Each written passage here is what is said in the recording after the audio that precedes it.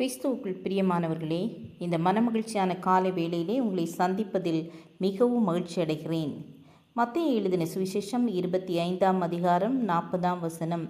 அதற்கு ராஜா பிரதியுத்தரமாக, மிகவும் சிறியவராகிய என் சகோதரரான இவர்களில் ஒருவனுக்கு நீங்கள் எதை செய்தீர்களோ அதை எனக்கே செய்தீர்கள் என்று மெய்யாகவே உங்களுக்கு சொல்லுகிறேன் என்பார். ஆம், எனக்கு அன்பானவர்களே, நாம் இன்றைக்கு ஷேரிங் பற்றி பார்க்க போகிறோம். லூக்கா 6ஆம் அதிகாரம் 38ஆம் வசனத்தை வாசிக்கும் பொழுது, கொடுங்கள் அப்பொழுது உங்களுக்கும் கொடுக்கப்படும் என்று எழுதப்பட்டுள்ளது. ஆம், இந்த வசனத்தை போதித்தவர் அதன்படியும் செய்து காட்டினார். நமது ஆண்டவர் இயேசு கிறிஸ்துவின் கிருபையை அறிந்திருக்கிறீர்களே. அவர் ஐஸ்வர்யம் உள்ளவராயிருந்தும் நீங்கள் அவருடைய தரித்திரத்தினாலே ஐஸ்வர்யவான்களாகும்படி உங்கள் நிமித்தமாக தரித்திரர் ஆனாரே. இந்த வாக்குத்தத்தத்திற்கு அவர் ஒரு நல்ல உதாரணம். அதாவது, சிலுவையின் மரண பரியந்தமும் கீழ்ப்படிந்தவராகி தம்மை தாமே தாழ்த்தினார். ஆனால் தேவன் எல்லாவற்றிற்கும் மேலாக அவரை உயர்த்தி எல்லா நாமத்திற்கும் மேலான நாமத்தை அவருக்கு தந்தருளினார். கொடு என்பது கட்டளை. உதாரத்துவமாய் கொடு. உன்னால் கூடுமானவரையும் எல்லா நல்ல காரியத்துக்கும் கொடு. நல்ல நோக்கத்தோடு கொடு. ஆசீர்வாதம் கிடைக்கும் என்று நம்பி கொடு. இது என் கடமை. மனுஷருக்கு இதனால் ஆசீர்வாதம் கிடைக்கும், தேவனுக்கு இதனால் மகிமை வரும் என்று எண்ணிக்கொடு.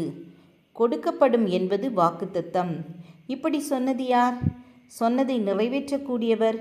எப்படி என்றால், அவர் ஐஸ்வர்யமுள்ளவர், செய்து முடிக்கும் வல்லமை கொண்டவர். ஏனெனில் அவர் உண்மை உள்ளவர், நிறைவேற்றக்கூடியவர்.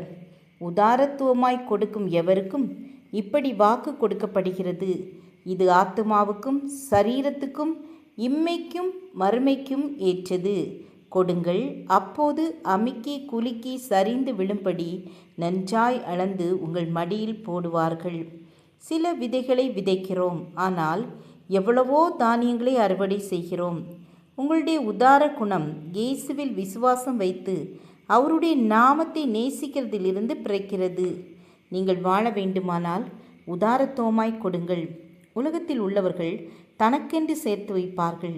கர்த்தருடைய பிள்ளைகள் கொடுத்து மகிழ்வார்கள். ஜெபம் செய்வோம். இரக்கமுள்ள கர்த்தாவே, நாங்கள் ஒவ்வொருவரும் ஏழைக்கு இறங்குகிறவர்களாக காணப்பட உதவி செய்யுங்க.